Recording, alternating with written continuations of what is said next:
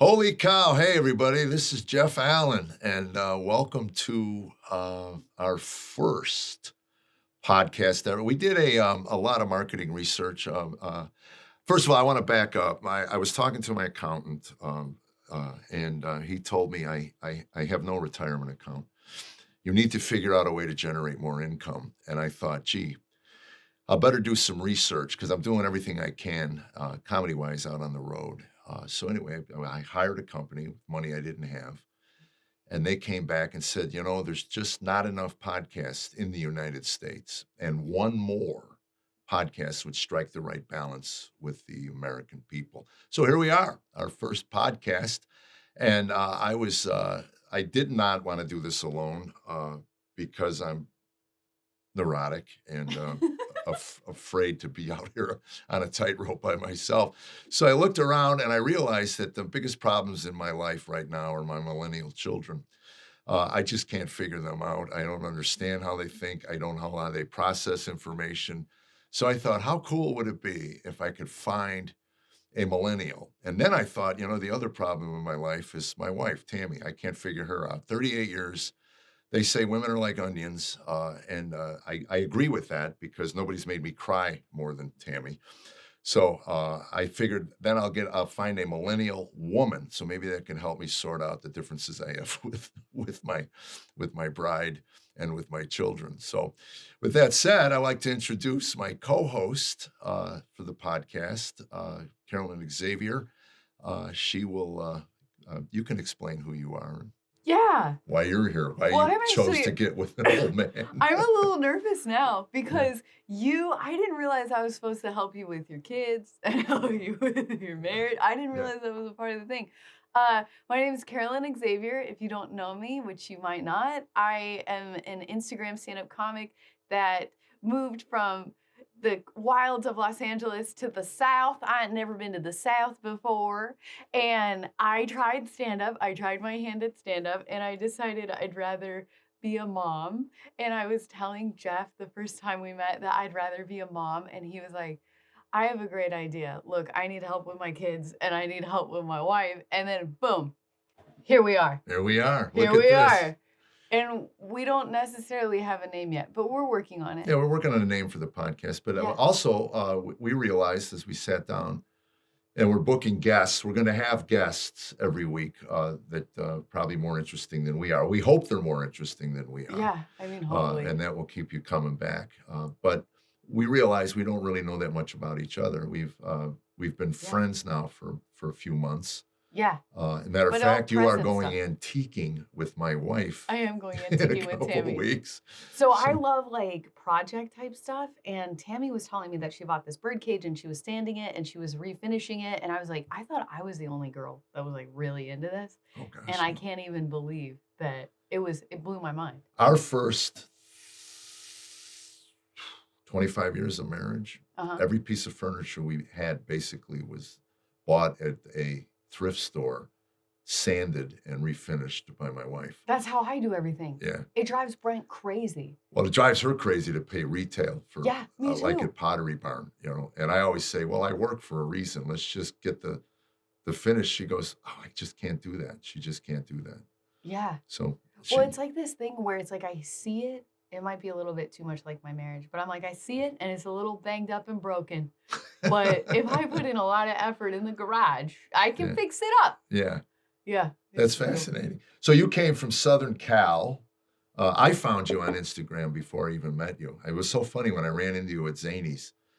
I'm terrible with remembering things, but there's this part of my brain that goes, you've seen her. Yeah. And I couldn't remember where. And I think I went back home and I was just scrolling through Instagram. And because I follow you on Instagram, you popped, I went, oh, you put two and two together. That's her. Yeah. That's her. And I remember us talking about you wanting to get off the road and get away from stand-up. And I had the idea that I wanted to do something like this, to get off the road, the same thing. We're both retiring. Yeah, pretty much. Yeah, Tam's after 38 years of a road comic for a husband. Yeah. She doesn't want to just see you at the grave.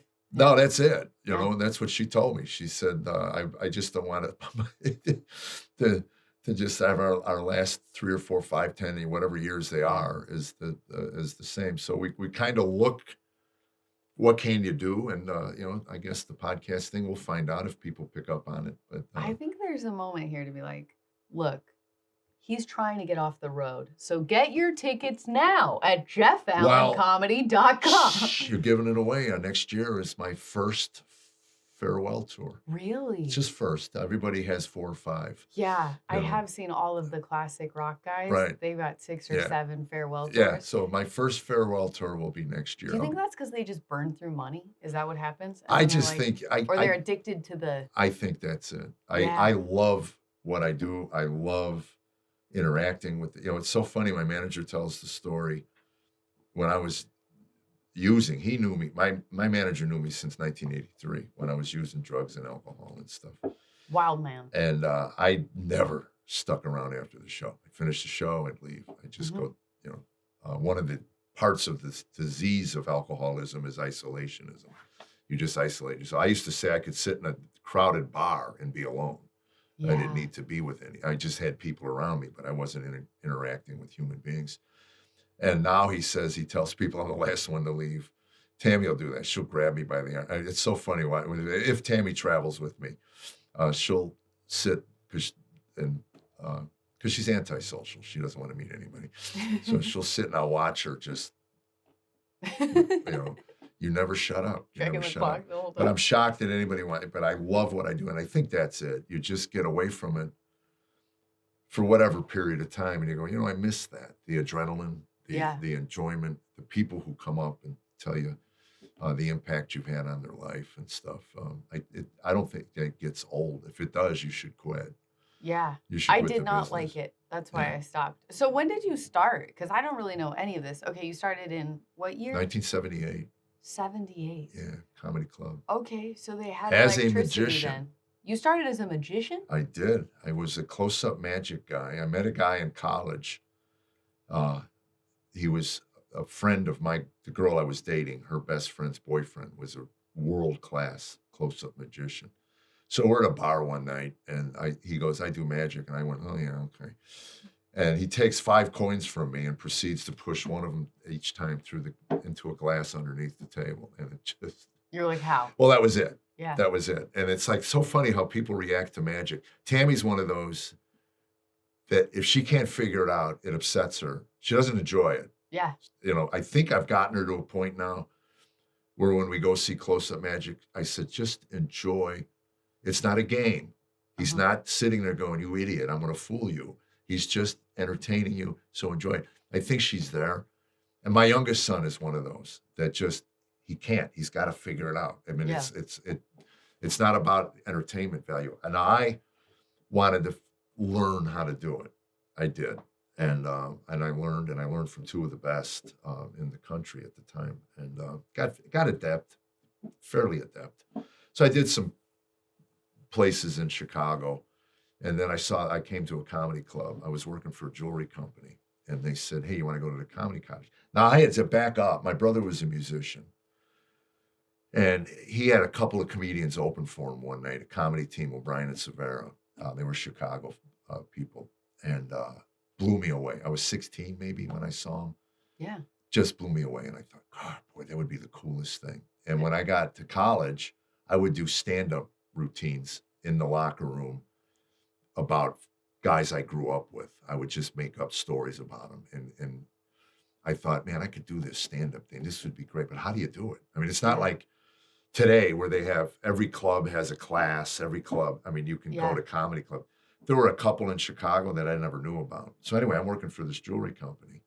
And they go, let's go to the comedy cottage. I go, what's that? And they go, these comedians get up one after another. It's really kind of cool. And really? You're like, this is mine. So that was August. Ditched magic. That was it. You're like, I'm out of here. Well, no, I kept doing close-up and stuff. But I hung at that club every night from August until Thanksgiving night when I finally got the courage to go up. Everybody in that building knew I wanted to do this. Just didn't have the courage to do it. So I went up that first night and I brought my magic stuff. And I was so bad. I never did stage. I did table. Yeah. So I had no table. I dropped things. My hands were shaking. I mean, And I used to say, I don't know if I was a sadist or a masochist. Someone was getting punished enjoying it. I don't Yeah. know if it was more me or them, But but did you sell it? Like you were like the stumbling magician? not at all. Not at I all. didn't have No. any skills. And then I went back Sunday. That was Thursday night because Thanksgiving night. Yeah. So Thursday night was open mic. I go back Sunday and sign up. I went You home wanted that night. more. I went home that night. And this is the way I handle shame and humiliation. I cried all the way to my apartment. And then when I got in, I punched holes in my closet door. The rage came out. So I Yeah. go, that's my cycle. Shame, tears, you Yeah. know, rage. So anyway, I'm Didn't get back your Sunday deposit night. back. Yeah, I went back Sunday night. And it was funny when I met Tammy and told her the story. She goes, why would you go back after humiliating yourself? And then she reminds me of all the humiliation that I expect. You know, babe, I was kind of over it. You know, it had been 20 years. So, you know, anyway, I go back Sunday night and this very large black MC comes over to me. I loved Orlando Ray's. And he said, you're going to have to make some sense tonight. We're still trying to figure out what you said Thursday night. And I go, yeah, I know it was pretty bad. He goes, no, it was more than bad. I mean, he goes, we have no idea what you said. I mean, I was drunk and, you know, anyway. Oh, you were drunk. Oh, I was trashed. Okay. I was trashed. I picture this just like nerdy, scared Not guy. at all. Just trashed. So I get up there and then I bomb again, humiliate myself. But at least you knew you humiliated yourself. How many people have you seen bombed trash and they're like, "I freaking I'm killed killing. it." Yeah. I know. Well, that was so funny. And then like a month into doing open mics, and believe me, I was awful. I see a guy, Larry Reeb, one of the funniest guys out, Uncle Lair, writing in a notebook. And I go, what are you doing? He goes, I'm preparing my set. I go, you prepare this stuff? And he goes, you don't? I go, no. He goes, wow, that explains a lot. we've been trying to discuss, you know, because after a month, you'd think you develop some chops, at least a joke. Yeah. So anyway, So you're just winging it. I was. I Like thought you half talked magic? like I did in the locker room. I would just talk about guys I knew and Yeah. whatever, and what happened at work, or, you know, I just Yeah. kind of made stuff up. And I look at it also in hindsight as great training. You get used to bombing and humiliating yourself. You're willing to try anything new. I saw guys, and in hindsight, going back, 3 years later, they were doing the same 15 minutes that they started with, because to step out of that comfort zone Horrifying. and not get the laughs, because they would get huge laughs with the stuff they knew, Yeah. and then go out and not get a laugh and immediately go back to the old stuff. Me, I was used to bombing. So People that are listening that don't know, every time you say bombing, I can feel my heart palpitations going Yeah. harder because it's like all of that trauma. Like, and It people is. act like it's It's not normal. And it's like, and it's weird because it's like you have this like trauma trigger to bombing, and then it's like you still step on the stage anyways. And it's Right. like, oh God, am I gonna make it this time? It's always Yeah. that's where the adrenaline comes for me, is like, am I gonna survive this Well, in time? the back of my head, I knew somewhere in there I could do this if I could just get over the nerves. Yeah. And again, I really had no life. I mean, I was working a job that I didn't care about. I mean, it wasn't like I had plans. That's the context of my book was I wasn't a planner, Yeah. you know. And you know, what are you going to do in 5 years? I Heck if I know. I don't know. But This close-up magic might pan out. not at all. I dropped that pretty quick. I realized I could bomb without the props. Was it like just to get attention from people that were like you just wanted, oh, I want to make people laugh and make people have a good time with close-up magic, or were you like, this is how I'm gonna get chicks? Like, what was the I just wanted to learn how to do it, and it was a skill I still admire today. I love close-up magic. I It love freaks sitting at me a out. table and watching people do, especially having some knowledge of how things work. Yeah. And I kind of look for palms and passes and things. I don't spend a lot of time trying to figure out. I just enjoy it. I know what it takes to develop a skill to be able to misdirect somebody and move something somewhere where they're not looking. Yeah. And I appreciate that from a technical standpoint. And then it gets down to entertaining. If there are a lot of boring magicians, Yeah. cadence-wise. There's just a lot. Now, We've all been to one those of our parties. one of our friends, Stephen Bergazzi, is probably one of the best. So funny. His skill So level funny. is huge, but then his entertainment value is through the roof because he's just a naturally funny guy. His Yeah. texts crack me up when I send him text, and he trashes me as being an old man because I think I'm a year older than him. So it gives him right to call me names. So anyway, back to the comedy. That was 78. By 79, I had developed maybe 10 or 15 minutes that was passable. I did have a club owner come to me after about a year and tell me, "You do know you'll never make a living at this." And I said, "Thank you." And he goes, "You're welcome." I said, "Because nobody's ever made anything of their life has not had some pinhead in the past tell them they're not going to make anything of their life. Yeah. You're my pinhead. I'm going to tell the world. I'm still telling this story. Look at me. I'm still telling this story. Didn't bother me at all. 47 years later. You get up every morning and looked at your whole year tour schedule, and you're That's like, right. not making anything, Not buddy. making anything, buddy. Yeah, he's long gone. But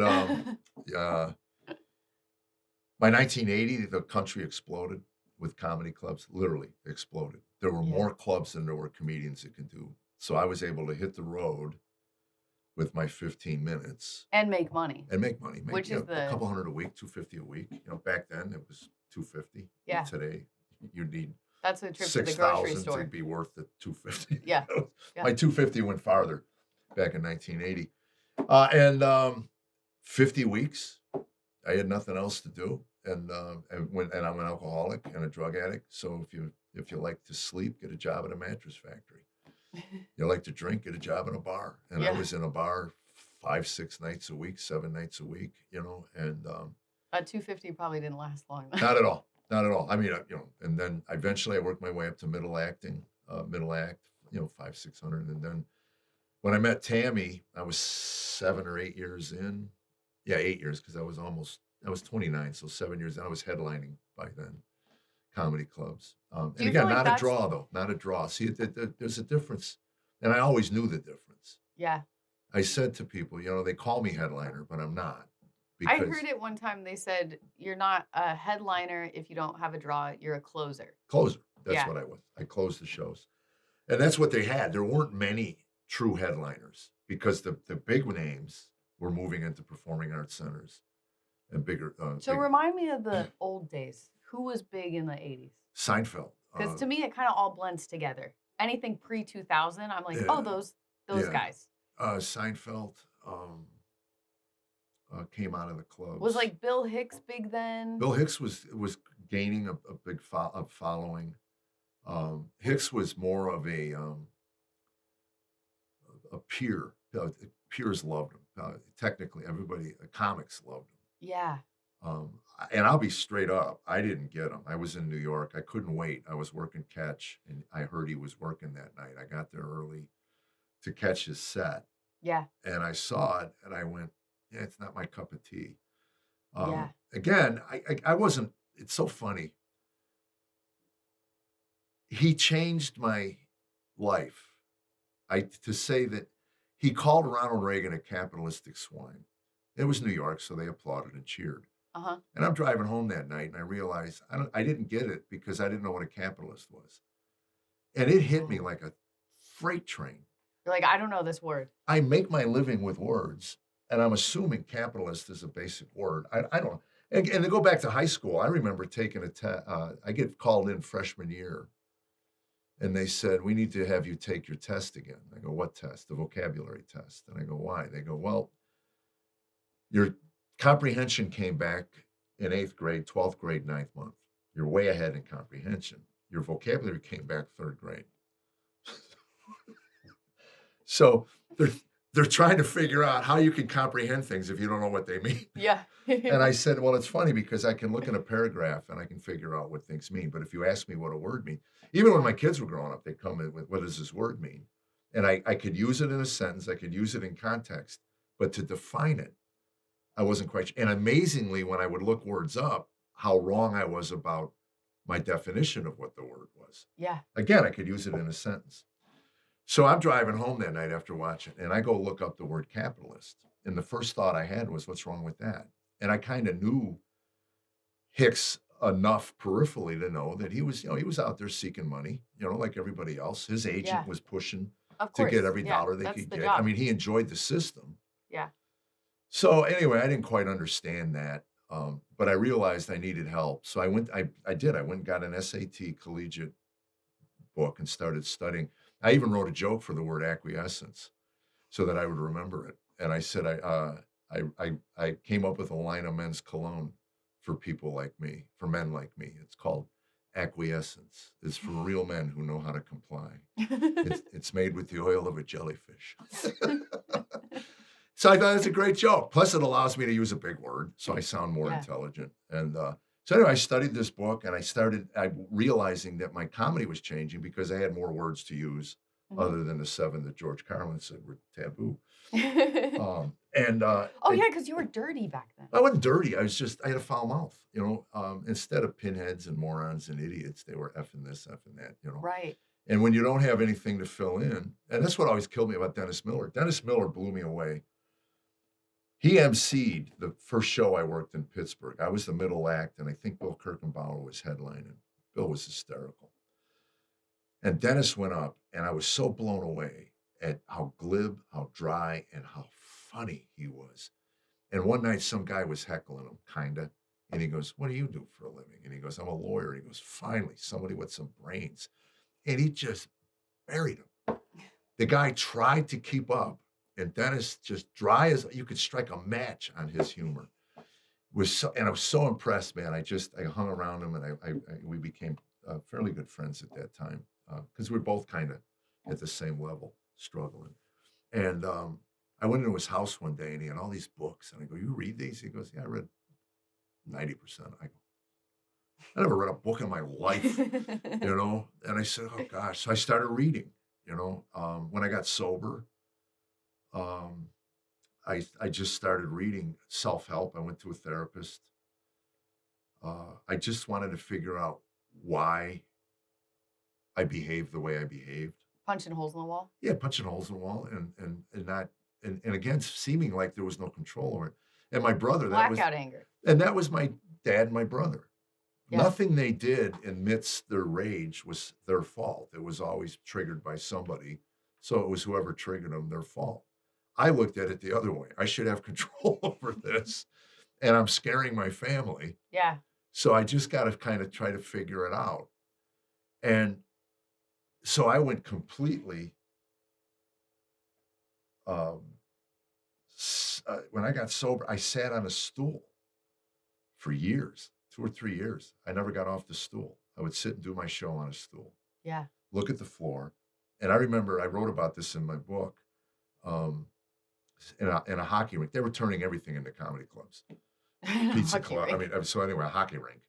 On a Saturday night, 500 people.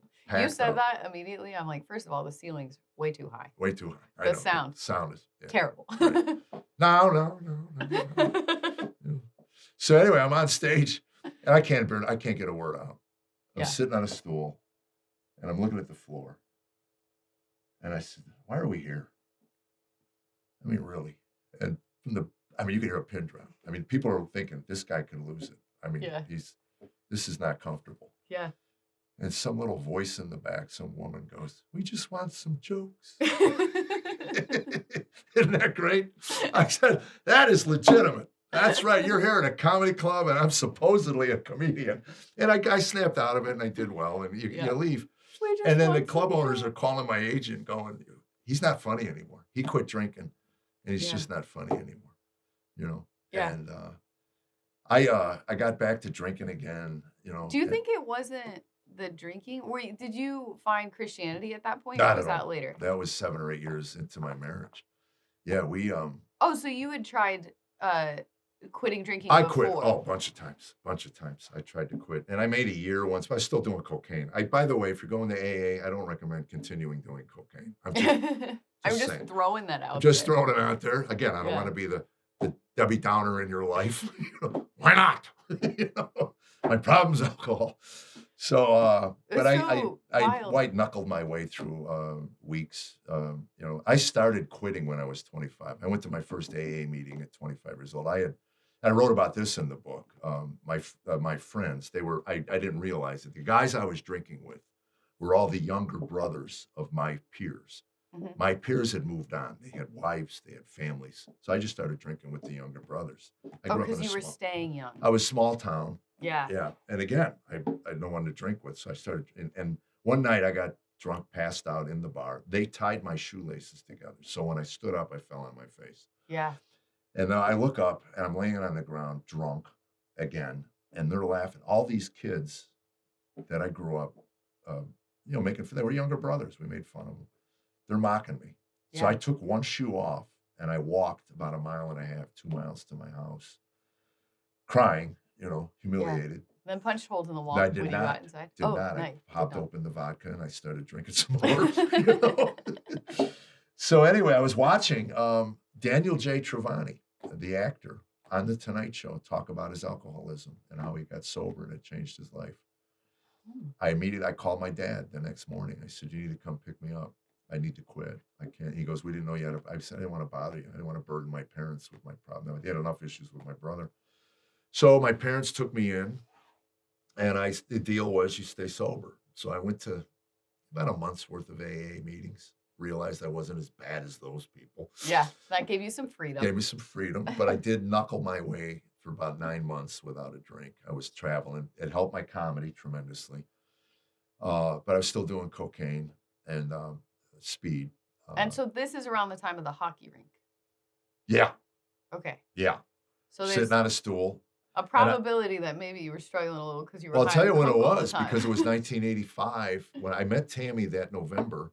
Hockey rink might have been, again, I'm getting mixed up on my dates, but it might have been December or not much long after I met Tammy at Hilarities. And I was keeping in touch with her. I started drinking the week I was off of booze when I met her, and I started drinking when I met her. I had a hard time with certainly intimacy and relationships sober because I never had one, so it was freaking me Liquid out. courage, like they used to say. Well, that was it, and she drank, and I told her one of the reasons I fell in love with you is because you could drink and not get giggly. I just couldn't stand. Women don't realize how much men dislike that personality. Oh, they laugh that at Broadway. everything. They laugh at everything.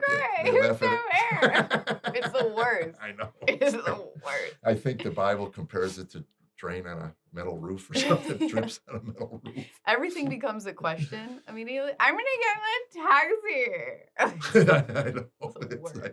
So anyway, she wasn't. Drink for drink. She can shoot a good game of pool. And she's hilarious. And she is. She's so funny. She's got a very wicked, self-deprecating sense of humor. Yeah. The sad thing is that I correct her. My correction is always stop talking about my wife that way. That's what Brent does to me. Yeah. Yeah. Right, don't you talk about my wife that way. You think I'd let some stranger come in and say that about you? Yeah. No. So you don't get to say that. If I think she means it. If she doesn't. She gave me a great line that I've used in my show. I was going to get a physical. She came back from a physical, and I said, "What did the doctor say?" She said, "If I was part of a wildebeest herd, the lions would be circling me." That's what he said. So anyway, I wrote that down. I said that I'm using that. Yeah, so that's so I've used funny. that as me, not her. But And okay, do you root her on when she gives you better tags? Because that's a struggle that me and Brent have. For not people at that all. don't know, that's my husband. Yeah. Because a lot of the times I'll give him a tag or he'll give me a tag, and if it lands harder, we're always like, "Son of a biscuit." Yeah. Like, No, I dang. love it. I love it. I take I write a lot of stuff down that she says. Yeah, but also she's not a comic, so there's. But not she's that. and again, it's just real and genuine and true. Yeah. So that's more relatable to someone who makes things up. Yeah. You know? Speaking of relatable, when you're talking about Bill Hicks, I really struggle with enjoying comedy where people are trying to make a point. Like, oh, I want like Bill Hicks or sometimes even like Dave Chappelle is like, I want to frame this deep thought and make it funny. And I just like relatable and funny. Well, that's me. See, what I loved about George Carlin, and again, in hindsight, I loved Carlin. I woke up to his Class Clown album in high school, like every morning. Yeah. I'd put it on, getting dressed. And what later in life, when he got to that point but he was so brilliant at taking that point where it's almost preachy, Yeah. just when you're like going, all right, get Yeah. off the soapbox. Bam! Yeah. Just a clever joke. One of my favorite lines that he and I'll never, to me, it was just so clever. Muhammad Ali was a conscientious objector. He wasn't going to go to war to kill people. Right. And Carlin's line was, I can't kill people, but I'll beat them up. Can't kill them, but I'll beat them up. Oh, it's so true. It is, but Yeah. that's where you need the joke. So today, again, I always say I'm 99.8% politic or cultural free. I mean, Mhm. nobody needs to hear from me. I assume my audience has already done their homework and research, and they don't need me to come up there and shockingly point out something that they've known about. Yeah. And I'm not shying away from it because again, if there's a joke, I'll do it. I do the joke about the orange and Trump, and I think it's funny. And I also do the thing about the chest waxing. Well, we spend billions to have people rip the hair out of our body by its roots. Yeah. And that hurts, but we don't want our military dripping water on the faces of terrorists. Yeah. I don't even get that. I think the CIA needs to open up some spas. Yeah. Spas. Yeah, we're going to the mall. It's in the middle of the Baltic Sea on a barge, but it's a mall. It's all about phraseology. So anyway, yeah, I get an email every now and then. Waterboarding is bad. I go, yeah, okay, fine. Get your own show and stand up there and tell people how bad it is. I don't care. But to me, it was about the joke. It's if you can't get the laugh with it. And so much today seems to be, again, from an old guy who's been around forever. And I've seen really good political commentary, funny. Yeah. Over the years. Jimmy Tingle was brilliant, a Boston comic. And there was the first line of Haitian refugees that were getting turned around. Jimmy came out and said, I wonder if they were blonde-haired, blue-eyed Swedish women, if our Congress would be pushing them back. Yeah, you need a job. And that's funny. It is. Yeah. Is it because they're, black They and were brown hot. or Haitian and poor? Or is it, is it a policy that and again, that was a funny joke and true. I did a joke about COVID. I said, it's nice to wake up one day and realize that your life dream has been declared non-essential by a bunch of bureaucrats. Yeah. Comedy, it's not essential. But they kept the strip clubs open because Congress needs a place to meet during the scourge. So again, that to me is a funny joke. Yeah. And if it's not, then they won't laugh, and then I'll drop it. But Yeah. I'm not trying to change anybody's heart or mind. I just want them to laugh. And if you point out the obvious, sometimes that's all you need to do. Is point out the obvious. Yeah. So anyway, back to this is what ADD looks like, by the way. Yeah, and we both have it. So good luck. So good luck following this stream of consciousness. So anyway, I met Tammy in '85, and the hockey rink was somewhere in there, and I asked her to marry me in April of '86. I met her in November of '85, and she had Aaron. Aaron was 2. At the time. And that was it. We were engaged. I asked her to marry me at Cleveland Airport, baggage claim, opens my book. Romance. Yeah. Yeah, wanted the female reader to fall in love with my romantic side. So Yeah. that was important. Baggage claim. Important to me. Yeah. So anyway, and it's funny. Anyway, I don't want to get into that, but but anyway, we moved it up. I met her in November and asked her to marry me in April. She got pregnant in May. We got married in July. And it's funny in thinking about it. When she found out she was pregnant in May, she sobbed. She already had 1 kid. Yeah. And here she's with this. I don't want to say I was not a catch. I just, I think there was some, by May, I was comfortable. So the anger was coming out. Uh-huh. I You were can tell you right where it was the first time I snapped in her presence.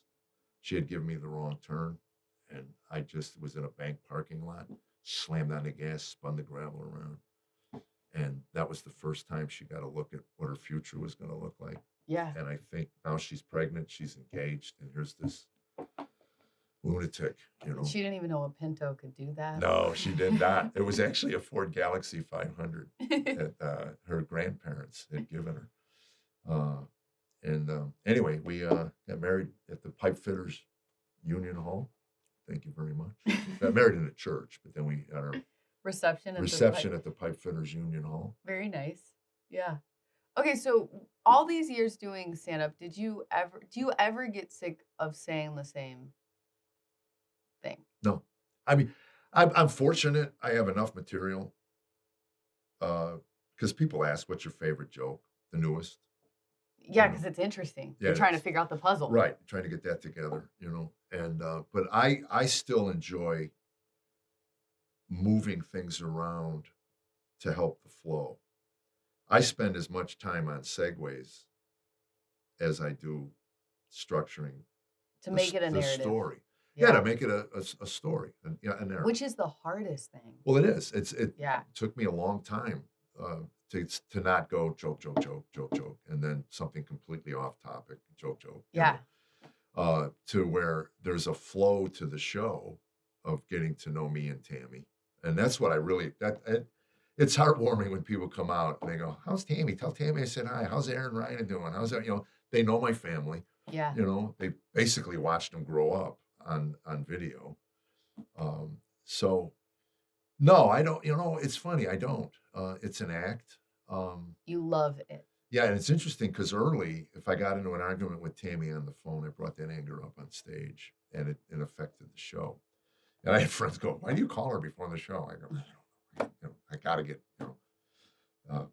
but now I'm able to, if we have issues or something, and something happens or something tragic comes in, I can compartmentalize what I need to do on the stage. It's not, they don't care. Yeah, people don't realize, like, if you sell a joke, like, people that might be listening to this that's never done this, if you sell a joke with a little bit of anger and that's the wrong emotion behind whatever you're saying, Yeah. like, it's crazy. It's word for word, it can be the same, but if the emotion's just a little bit off or a little bit different, the audience is like, we're not having it. Joan Rivers said comedy is anger, and as long as it's under 50%, You're safe. you're safe. But when the anger takes over and it's almost out of control, and I was, there were times Tammy would come out and the things I said were so vicious. I mean, I'm not going to repeat, but it was bad. And she'd get in the car and cry. "You must hate me." It turned into like venting. It was. Yeah. That's all it was. And it's funny because one of the most viewed stories I have online, and people that are fans will know it, the roaster chicken, that came out of a pretty violent. I literally ended up stuffing a roaster chicken into a garbage disposal, and I had my foot up and I was stopped. See, it's funny now. It's funny. So anyway, yeah, people go, "We love that story." I go, "Yeah, well, I mean, when you make an ass out of yourself, Yeah. a bunch of times." But yeah, that was our first year of marriage. Welcome. Hey, this is the honeymoon period. It's only going to get worse from here, baby. I made you dinner. Yeah. Well, yeah. That's brutal. But yeah, we I think a lot of it, the reason we were able to make it, one, I believe God's hand was on us from the beginning for whatever reason. There's no logical reason why we're together after all this time. None at all. So you get sober 7 to 8 years after you start comedy. Yeah. You meet Tammy 7 to 8 years after you started. And then when do you get sober? Well, I got sober at 31 in 1987. 31. I had a series of incidences that happened. We were living in Boston. When we got married, we moved to Boston. In the 80s, Boston was probably out of, maybe San Francisco was a hotter, I don't know. Boston and San Francisco. There was so much clever, hip comedy coming out of both those cities. And I had a friend from Chicago move to Boston. And he called me up and said, if you want to come, he goes, "I can get you one show." I didn't tell Tammy that our future's based on how well I perform in one show. Yeah. So anyway, I got a hold of his agent at the time, Mike Clark, Lenny Clark's brother. Mike calls me and he says, "Kenny wants you to work." Kenny Rogerson, one of my dearest friends. We were born same day, same year. Every birthday we talk for like 40 years. That's adorable. Yeah. And Yeah, we were sitting at a bar drunk. I know every story I have from Sitting at a bar drunk. drunk. So let's avoid that going forward. Just assume I was drunk if I'm telling you something that happened If it's pre-87. before 87. If he says a name and I make a face like, who's he talking about? He was drunk. Yeah. So anyway, Kenny, we're sitting at a bar in Chicago after working the Comedy Cottage and never met. And he says, it sucks when it's your birthday. You got no one to drink with. It's my birthday too. He goes, what day? I go, the 5th. He goes, oh, mine too. What year? I go, 1956. He goes, oh, me too. And then he looks at me. He goes, what time? I go, I don't know, man. Maybe we're the same guy. So from that on, we've been friends. And we went to Vegas, had no money, and we had to get back home. And there are people who win cars in Las Vegas, and they need people to drive them. Oh, yeah. So there was a drive back to Boston where he lived. And he said, I'll drop you off in Chicago. So we needed somebody to vouch for our character. And the only guy we knew in Vegas was a heroin addict. So we called JG up 2 PM. Of course, he's still sleeping. It's 2 PM. And I said, somebody's going to call you, man. And we need you to vouch for our character. And he goes, what's in it for me? I go, JG, come on. I'll tell you what, we won't call the cops and get you busted for possession. So anyway, they call the heroin addict and he vouches for our characters. What a good guy. We're the good guy. So we got to drive this car back to Boston. So Kenny says, I got you one show. And so I go up and I did well enough to where they go, you're in, which was really, of all the auditions I've done in my life, that was the one that was the most nerve-wracking because literally we just moved our family. And if you're not in, you don't work. Yeah. So and then I found out the guy who hired me, I can say his name, Barry Katz. He's a big-time producer agent now in LA. But Barry, he goes, I don't pay the night of the show. You have to wait a week for the money. And I go, no, I don't wait a week. I just wrote a bad check to get into my apartment. Yeah. Again, alcoholics, drug addicts, you know what I'm talking about. I had every bank figured out. I had 3 different bank accounts. Some took 3 days to clear, some took 5. The first time we got into electronic banking where checks cleared literally that day, I bounced like 13 checks in one day because I had so many going around. But I knew the days.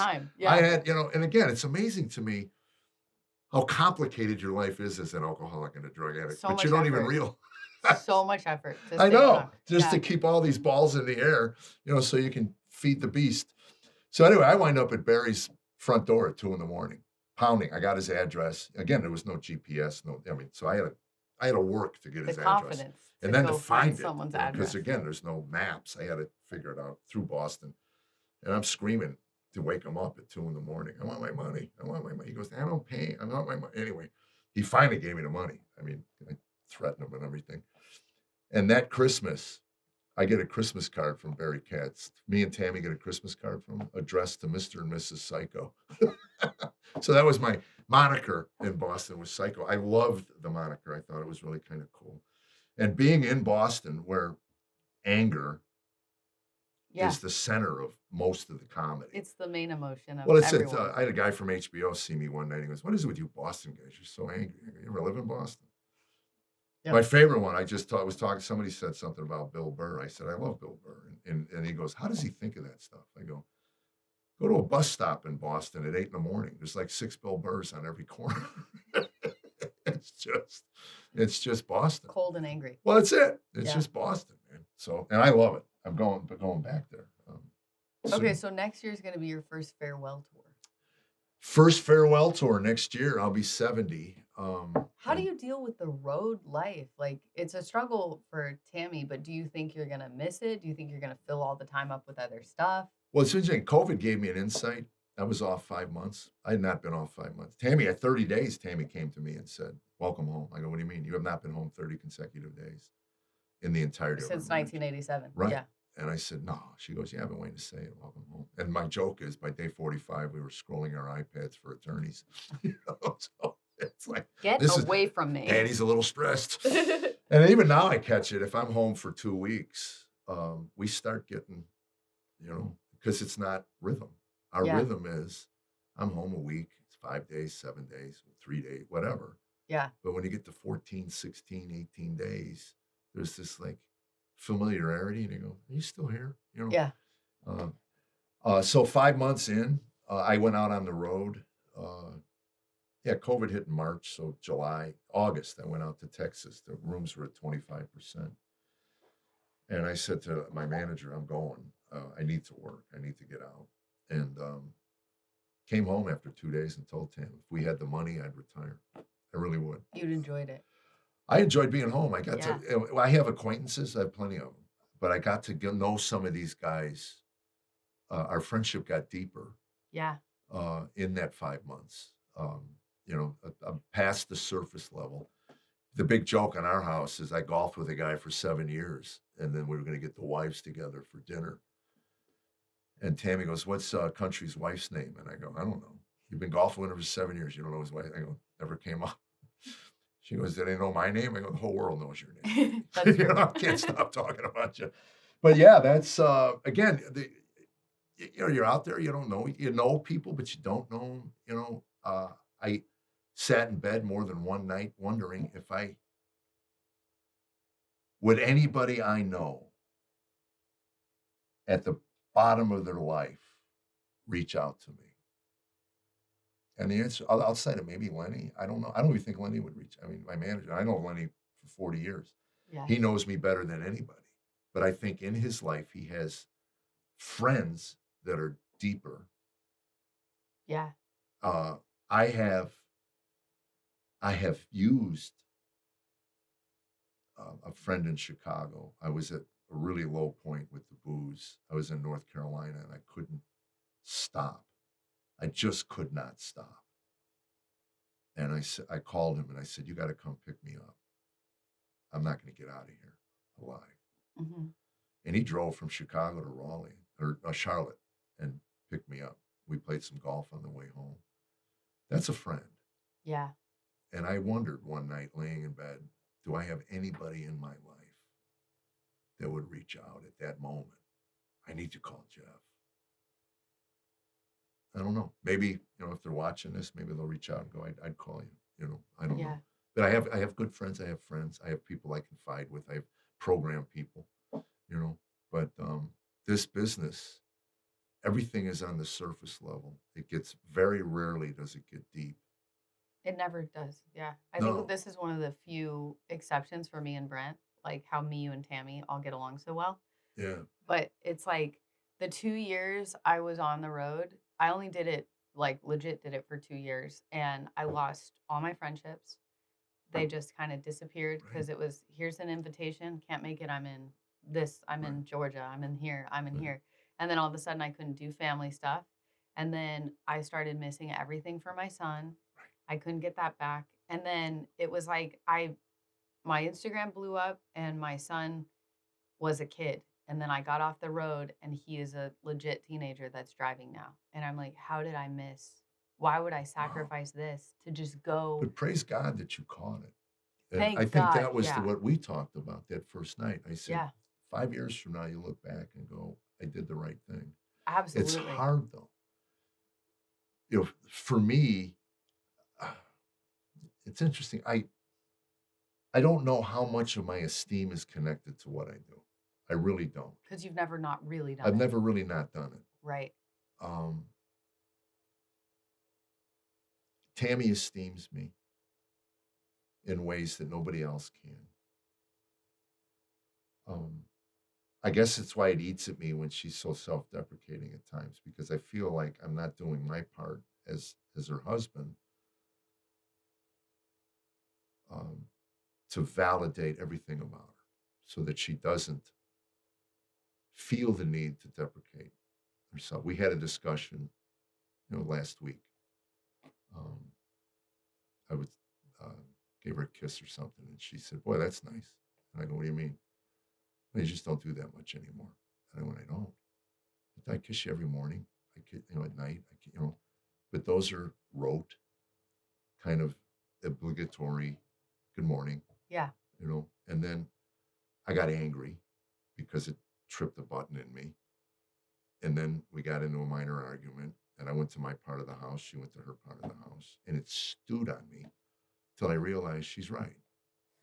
You know, you get into this, whatever it is, life is, and it just goes by. All of a sudden, a month goes by, and you're just two people that pass in the house, and you have, you know, again, obligatory conversations about things, you know, and the conscious effort it takes, and it's great.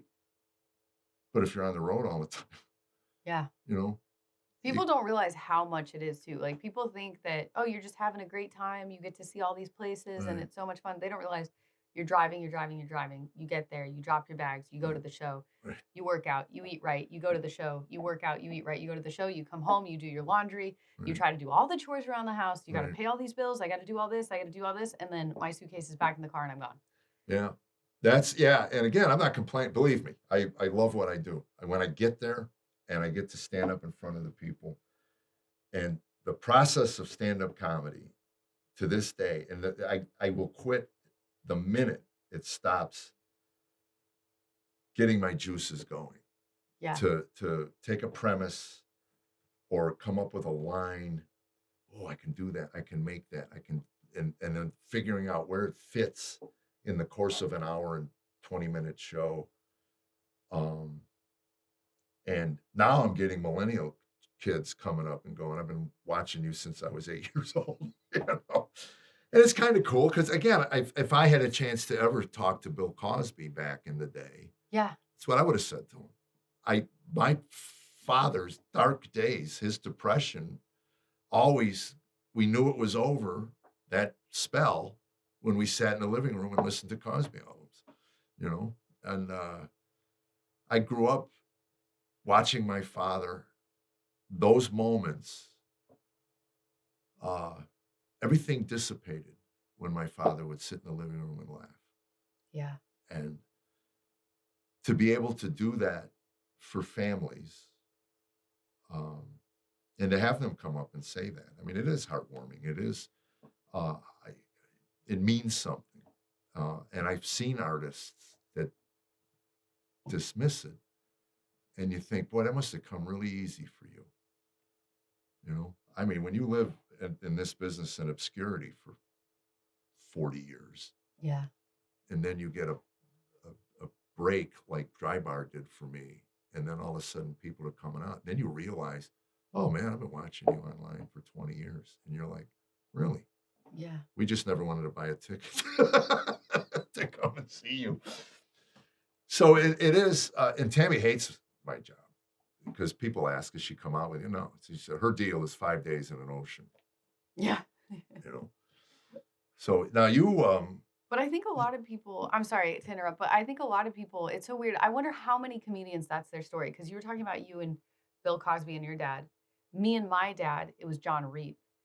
It oh, was, really? I was a Wow. And then for teenager. your husband to get to open for Well, John. John Reap introduced me and my husband, Oh, which is wow. even crazier. But John Reap and me and my dad, when I was a teenager, if we weren't arguing or I wasn't throwing something or we weren't just at odds, we were watching John Reap. It was the only time we would Wow. connect. And then on for 15 years, we would just jokingly throw his jokes into conversation to break the tension Yeah. sometimes because it was too much. And then similar with my husband and his dad was Sinbad. Oh, wow. So it's like, I wonder how many people it's like, oh, comedy bridged the gap in our house. It was Yeah. like the one time, and then we could throw that when we were in the car and it was uncomfortable or whatever, throw that joke back out there. Yeah. I had a funny story. Tammy and I got into an argument, back in the 80s. We were leaving a party in Boston, and it really tension in the car, Mhm. quiet. And That's the worst, isn't it? Albert Brooks comes on the radio with one of the most classic comedy routines about opening for a rock band. Yeah. And he goes, yeah, I had to open for so-and-so. And they go, yeah, this is how it always goes. Are you ready for it? And they give the name. He goes, they're not going to come on. We want more. But first, come on. And I start laughing, and Tammy's just seething. I said, come on, that's funny. Can't help it. I can't, in the middle of our angst, there Yeah. was this thing, this seed. And anyway, it did break it. And she said, "You're such an a-hole." And I go, "I know, I know I am, babe." And then, you move on. She said, You "You're know, such an a-hole, but are you ready to see?" are you ready? But, first, we've all been there. I mean, I remember somebody called me to open for ZZ Top, and they wanted to pay me $50, and I said, I want 10 grand, and I just threw out a number, and they go, "Not paying that." I go, "Then I'm not doing the show." Yeah. "Well, you can put it on your resume." I said, "I could put it on my resume anyway. I don't think ZZ Top's going to call me, "Hey, Memphis, it says you opened for us. You didn't open. Take that off your resume." I said, "I can make up whatever I want." Most people did, Yeah. made up their resumes. But people don't realize that it's comedy death to open or go after any type of music. Comedy is like such a specific, Yeah. it is a specific art that needs to be done in a specific Well, like a theater. space. It's like a theater. You Yeah. need quiet to watch a play. Yeah. And that's why I used to say Dice Clay was not a comedy show. It was an event like WWE. I had some friends that went to see him, and he said it was just chaos. The whole Yeah. crowd's shouting, and he's shouting, and it's for an hour, whatever. That's not a show. I saw Bill Burr at Bridgestone, and it was chaos. It was Really wild. Yeah. Comedy in an arena. I mean, I can't even it's hard. That's imagine. why Nate's so special. Yeah, how he does it like Yeah, that. 14,000 people sitting quiet and listening to Yeah. probably a really dry. I wished I had met Nate Bargatze back when I was doing auditions for Letterman, because I was told you need to chop up all your stories, take 3 stories, and turn 3 to 5 minute stories and turn them into 3 1-minute stories or 3.5-minute stories. So nothing really fit. Nothing was, So I never felt comfortable doing auditions because I never felt I was doing my comedy justice. I was chopping Yeah. it up, but that was a 'Cause- choice. It was my choice, But to watch Nate will take one story, do it for 5 minutes, and it kills. It's just Yeah. that, but that's the way it was written. That's the way it was performed, and that's the way it should be delivered. Yeah, not set up punchline, set up Right. punchline, set up punchline. Yeah, so Yeah. true. I felt so bad. Speaking of Bill at the Bridgestone, I think that in the round helps because if he was in the round, he'd be right there. But we were at Bridgestone and he was way over there, and I Oh. think it disconnects Yeah. everything. So I wonder if he was in the round. Like, that's comedy nerd talk. Yeah, I would know because I don't do big events like that. But so the Recovering Californian, Yeah. that's how I found you. What was the genesis for that? You just How found did that happen? you just found life in Tennessee that different. Well, I had never heard the term recovering Californian, and I was leaving Waffle House for the first time. Well, one of the first times having Waffle House, and I just thought it would be so funny. Bragger. I God, know. coming on here I know. bragging again. So much Waffle House. I've had so many carbs. No, and I don't want to my waitress had all her teeth. Like, I don't want to. It was pretty. It must have been intense. Franklin. It actually was Franklin. It was. Yeah, well, there Yeah. you go. Yeah. No, I was leaving Waffle House and I made some dumb joke online about how it was there's the Lord's Supper and then there's the Lord's Breakfast and it's Waffle House. Yeah. And I said, "Hi, I'm a recovering Californian." First time I ever did it. And then I thought it was really funny. Yeah. And I just kind of kept doing it. Because I've noticed with social media, you have to have a hook right away. Right. Like, it has to be, okay, well, I look kind of interesting and different. And then my name's Carolyn, I'm a recovering Californian. So it's like, if they find that funny or if that makes them have anger, they're there for that. Right. Yeah. As long as they emote. Yeah. And then Right. that's it. They're just there. And then it was the craziest thing because it just, Yeah. I mean, it exploded so fast and I so wasn't ready. So when I came back to stand up, I started stand up in 2019. And then I started to get a little traction, started to get at that point where I could maybe host. And then the world closed up. Right. So I kind of thought, well, that's gone. And I tried to hold on to it a little bit during COVID, especially online. But it was pre me and Jesus. So I was horrendous, like filthy, terrible. My social media, God, I hope those pictures, whatever was out there, never comes back around because it'll bite me in the butt. But anyways, so 2019 happens. I start doing stand up. I get all these opportunities I didn't deserve way too quick. I had one guy, I might have told you this before, but I had one guy, he put me on shows because I had that unique non-binary look, my hair at the time, and he was like, "We really need a non-binary person for this poster." So I would get like a whole bunch of gigs, especially around San Francisco, Sacramento, Oh, wow. because I had the non-binary look. I don't even know what that is. Yeah, nobody does. It's a Yeah. mystery. So they would put me on these shows that I didn't Yeah. deserve. They'd be like, "You got to do 15 minutes." I'm like, I can talk into a microphone for 30 seconds. And they're Yeah. like, "You can figure it out."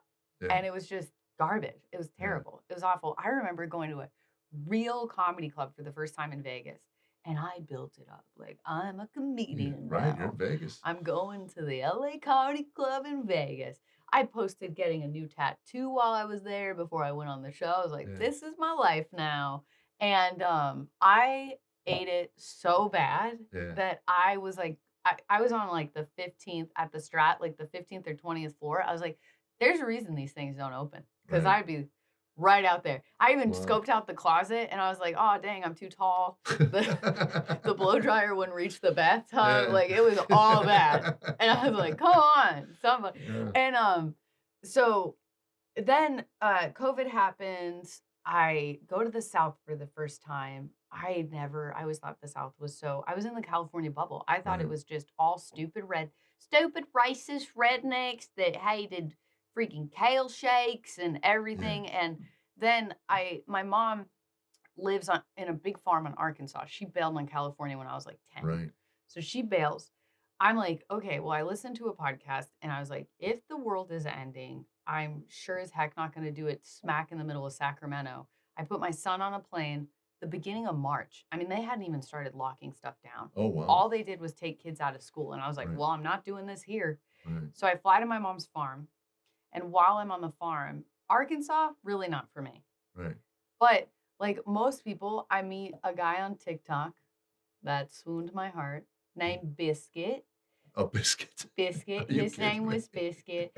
And he drove for Walmart in Shelbyville, Tennessee. And he stole my heart. Oh, Biscuit. First carb I ever ate. And so it's crazy. I mean, my son, I had split custody. My son was with his dad for the summer. So I just decided to shack up in Biscuit's semi truck and see Yeah. what happens. Really? Yeah, during the first couple months of COVID, because my Right. They were essential.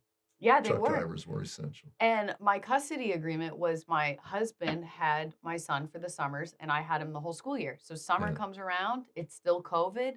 I get in the back of the semi truck. I mean, for anyone, for Oh. safety, never get in a semi truck with a strange man for 3 months, no phone. One time my phone died Yeah. while I was with him. And I remember thinking, wow, my phone just died.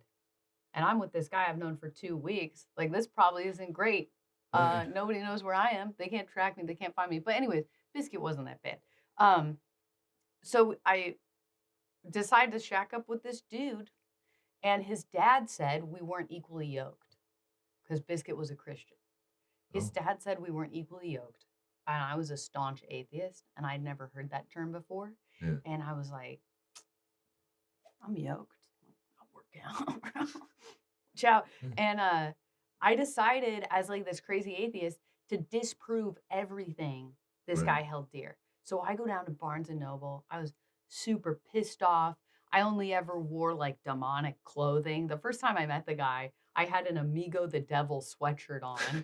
Ridiculous.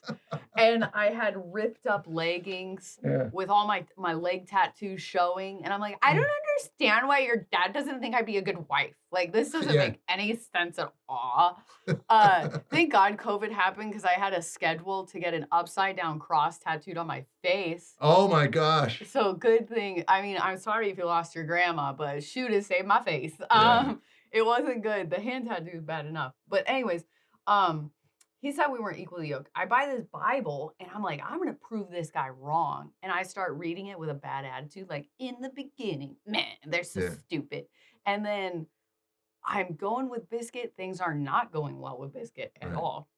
And by this time, it's towards the end of summer. I get my son back. I move, sold my house in California, pack up my whole house, move to Shelbyville Yeah. to live in Murfreesboro. Yeah. And The big city. the big host city. Yeah. And he's gone. He's trucking at nights. And he's Mr. Super Christian that doesn't really know much about Christianity. So then I start reading Proverbs Uh, just by accident. And, I'm going to prove him wrong. And then when I started reading Proverbs, all of a sudden, like every problem I've ever had, the parent I needed, the wisdom I needed, the right, life I needed to lead was all in this stupid book that right, I thought was for idiots. right, And so I start reading it. And then all of a sudden, this thing starts to happen where I'd read this proverb in the morning, and then something would happen in my life. And I'd be like, well, normally I would handle it this way, but I right, think I should actually right. handle it this way. And that was just the little seed that was planted. And then, well, I out yolked Biscuit. I did. I said, Yeah, hey, you're not Christian enough for me. Because all of a sudden, us shacking up together, not being married was right. weird. And the fact that we were both angry all the time and fighting all the time wasn't good. And so we part ways. And I ended up staying in Tennessee because I couldn't believe how kind everyone was. Right. Like this weird, soft, and you've traveled all over the South, and Yeah, I'm sorry to every other state, but there is something special about the people in Tennessee. yeah. Like they're just so kind hearted and warm. And there was just something here, and I couldn't figure it out. And I was working at a car audio place because they were the only people that would hire me With all the tats. with all the tats. Right. Yeah, yeah, Yeah. yeah, which is They crazy. hire cons. Yeah, they Yeah, do. yeah. They do. They figure you've probably been lifting car audio Yeah. to pay for the tattoos for years. She can't put one in, but boy, can she Can get she one get out. one out? That's what we need. We need someone to get it out quick. Shout out to Cartronics in Cool Springs, the only people that would hire me. But yeah, I mean, I had a great job there. All of a sudden, I had this stability. I was able to support my son as a single mom. But then I got, that I feel like we're gifted in this special way to talk to people and like to convey things through stories. Yeah. And I still had that want where I was finding, I would say to you, like, I have my identity in Christ and I have all of my life in Christ, but I still needed appreciation and applause from everybody else. And I'd gotten used to that on Right. social media. So then I'm like, oh, well, I'll take this Christian package and I'll take it to social media. Yeah. And so I came out with the original was, hi, my name's Carolyn. I identify as a baby Christian. Uh, And that blew up. That was the first thing to blow up.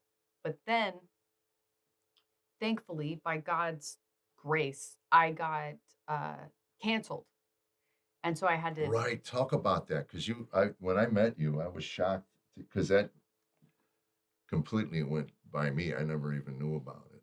yeah, it was the So, greatest gift that ever happened to me, but it was the most painful thing I ever went through in yeah. terms of shame. So it came from a post. Yeah, I made a joke during COVID about the vaccine, and I said my head was shaved, and I said that it would be the biggest trend in unvaccinated camps was to have a shaved head. Yes. And at the time, I thought it was hilarious. Right. I guess I was the only one. And so one of the last Holocaust survivors got hold of the video, and he made a video saying that I needed to be taught a lesson. And Well, I think 40 million views later, hundreds and thousands of reposts and people remaking the video. Like I remember there was even a psychologist in San Diego, a psychologist that worked at San Diego State, I think, said that I should kill myself. Like yeah, that's healthy. it was so dark. They shared my address. I left my church because of it. They went on my Facebook and found every place I'd ever worked, gave them bad Google reviews. It was I lost a lot of friends over it. At that time, I had a cleaning business. I lost all the cleaning clients except for 2 at that time. It was horrifying, but it was also the most humbling experience. Hans in France, they kept you. And They Werner- did. Werner, Yeah, Werner Kramer, they did. he kept you. I'm sorry. Talk about make a joke in the middle of your pain. That's the best part of the whole gig. Yeah. Well, anyway.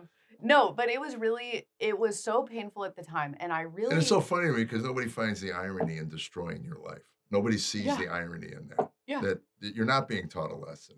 If anything, No. you're if it wasn't for God's grace in your heart and the heart that had changed, I could see you turning even darker. If I You- didn't have Christ in my life, I would have killed myself. That's how bad it was. I mean, Wow. I didn't have an income. People were so mean to me. Right. Like, it was insanity. I'd have people call me up out of the middle of nowhere and be like, I saw you online. I didn't know you were an anti-Semitic. Like, Right. and that is so far from my heart. Yeah. And the And truth, half these people are now in the pro-Palestinian lines at the college because that's trending now. yeah, So they're trending. that's a joke, by the way. Don't Yeah. cancel me. Now we're double canceled. Yeah. But it was the greatest thing because then I stopped identifying as the baby Christian and Yeah. I stopped professing things I didn't know anything about. And then I put myself in seminary school because Really. I was like, oh, this thing that I don't know anything about. Right. And I keep telling people I do, and I'm brand new to it. So I put myself in seminary school. Long story short, seminary school landed me in an Eastern Orthodox faith. And then I've just been there since, enjoying my life with Christ Yeah. and becoming this new person that struggles a lot Yeah. with Well, all sorts of things. anybody honest will tell you that. Yeah. Yeah. This the way I look at it is half of me is my old nature, half of me is my new nature. And it's discerning Yeah. as the two. And it's painful. It is, and it should be. It rubs like sandpaper. Yeah, I mean, the Bible's clear that Jesus said, I'll send you a counselor, and it doesn't mean it's going to be pretty, but you'll have a new conscience. You'll have a voice inside there. And the key, for me anyway, is identifying what's old and what's new, and it's pretty simple. Old is destroying me and new is building me. I mean, it's one of the most hurtful things that Tammy could ever say to me is, you haven't changed, Oh, yeah. because of a moment or a heartbeat in the midst of our marriage. I'll throw something or smash something, and then that line, you'll never change. And it's like the computer's kicked, shame hits, and then I'm off for however long. Yeah. And I heard a pastor say one night online, he was reading his mail, and he said, I can read some pretty nasty comments about me online. And he's eating a sandwich at the time, and he goes, doesn't bother me at all. But my wife can say something to me on Monday, and it's eating at me on Friday because she matters, at a biblical level, and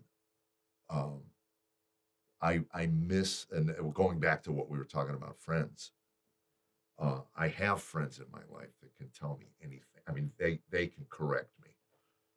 They've been given permission. They know my dirt. They know the buttons. They know them all. Just like anybody who loves you knows. Mhm. They know the buttons. Now, a healthy relationship, they don't willy-nilly push them. They may push them by accident, and then obviously, if you can apologize and repent for that and go, look, I'm sorry. I took a cheap shot. I really did. Yeah. But that's where the vulnerability comes in the midst of Tammy and I are married 38 years, and I'm thinking 5 years maybe. We've been at another place where a lot of that baggage doesn't surface much anymore. But holy cow. Yeah. 30 whatever years of stripping away. What is it? Carl Jung said, we as children gather things up, put them in a big bag on our back, and the lucky ones spend their entire adult life emptying the bag. I mean, it never gets empty. Yeah. It just gradually, you just don't respond in certain ways that you used to, and that registers. Like, holy cow! In the past, I used to throw something across the room, and even now, I guess, when people would cut me off, it's amazing how quick you can forget you have a piece that surpasses all understanding behind the wheel of an automobile. Yeah. But now, I honestly, I'm pretty good. That Christ has removed a lot of that debris. Still have issues. It's a slow purification process. It really is. And then Yeah. Brent, you met Brent where?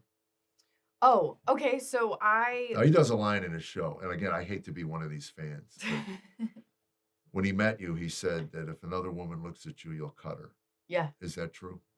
That is very true. I will cut her. I love that. But that piece that It passes, surpasses yeah, that's even a shank yeah. is great. But no, Brent is actually the reason the Recovering Californian came to be, because Brent and I have a pretty dark history. And when we met, he like refused to pick me, essentially. We'll set that up as the context. And I have that blackout anger rage like you do. Yeah. And so I sat and I brewed and I was like, what is the best way to hurt this man that has hurt me so badly? And I had been out of stand up for years. I never thought that I would go back to stand up in any kind of way. And I was like, I'm going to go back to stand up.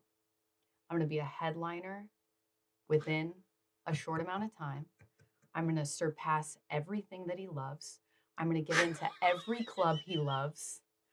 I'm going to just destroy him. It's a great foundation for a loving relationship. Isn't it? It's great, right? It's so sweet. And so I had this anger and I was like, I am going to explode so quick.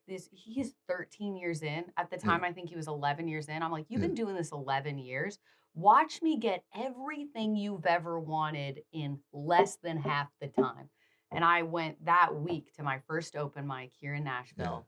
And I walk on that stage and I'm just like, this is me. And then within 6 months, I was the Recovering Californian and I was in all the clubs in the South.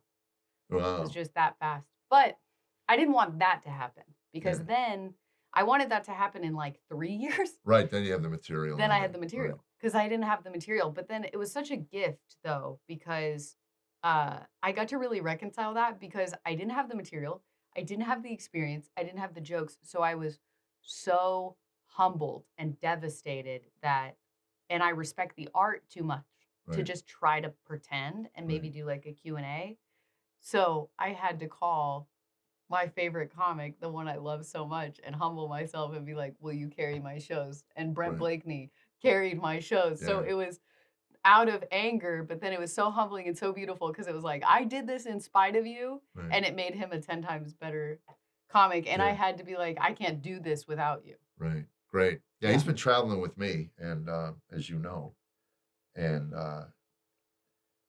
he's good. Yeah. And I tell him because I know he gets frustrated, and but it's only a matter of time. We'll have Brent Blakeney go to him. Very funny guy. And he said the flag thing was your idea. Yeah, that was my idea. Oh, my audiences are eating it up. I mean, it tells you what kind of people coming to my show. So anyway, Havoc, your son is 15. 3 more years. Is he going to go to college? He wants to be a pilot. Then he has to. Yeah. Yeah, that's his plan. Is he going to go to the Air Force? Maybe. He's thinking Coast Guard. Coast Guard. Because he's heard that they get more flight time. Yeah. Yeah. Yeah. The Air Force gets the creme de la creme. You know, my nephew was Top Gun on the F-15 a number of years ago. Yeah. That's wild.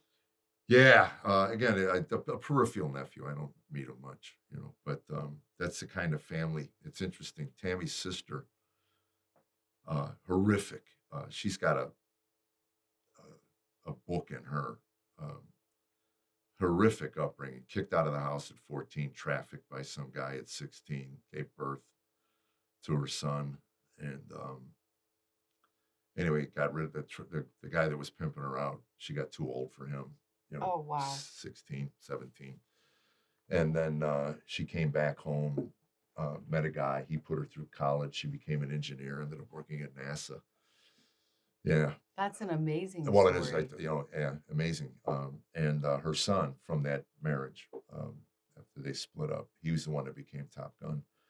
Tammy's brother dropped out, high school, went to work as a glass apprentice, and now I think he has one of the largest commercial glass companies in the country. And Tammy's extremely bright and talented. She would never think so, but she's so creative. But she is. She is, and her ability to discern puzzling for me. We're a good fit because she's hyper she could be hyper type A, and I'm a type Z. Let's nap first.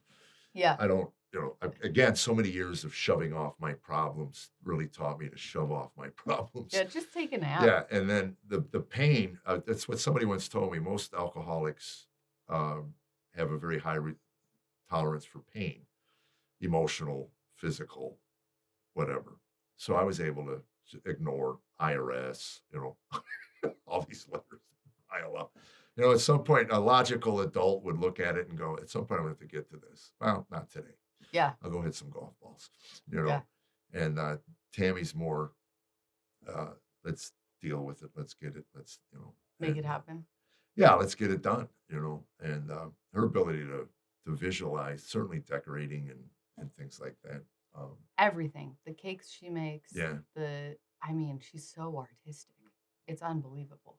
What Yeah. happens to me with the IRS bills is have ADHD. So one extra thing on my plate, I get so overwhelmed, I just shut down.